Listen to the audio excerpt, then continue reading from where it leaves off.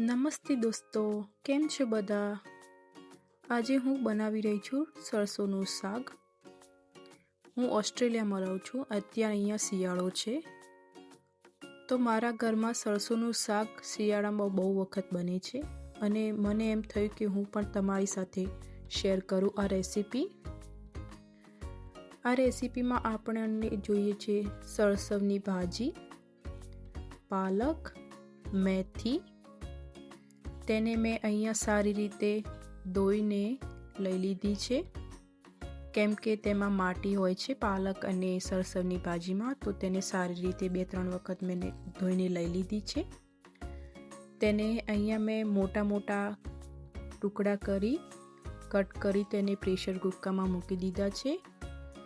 નાના સમારવાની કોઈ જરૂર નથી અને આપણે મોટા મોટા જ કટ કરીને પ્રેશર કુકરમાં એડ કરી લઈશું. અને પછી આમાં આપણે એડ કરીશું લસણ 4 કળી, 2 મરચાં અને આદુનો નાનો ટુકડો.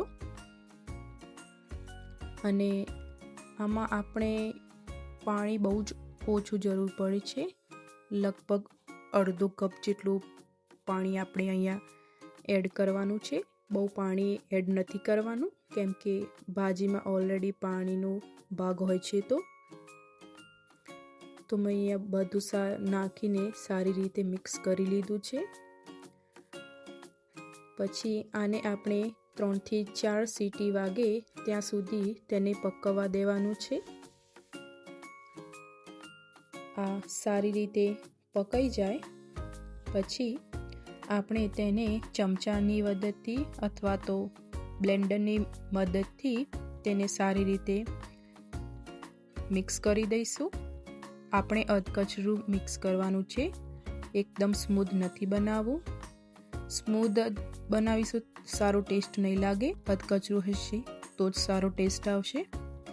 આ આપણી ભાજી તૈયાર થઈ ગઈ છે.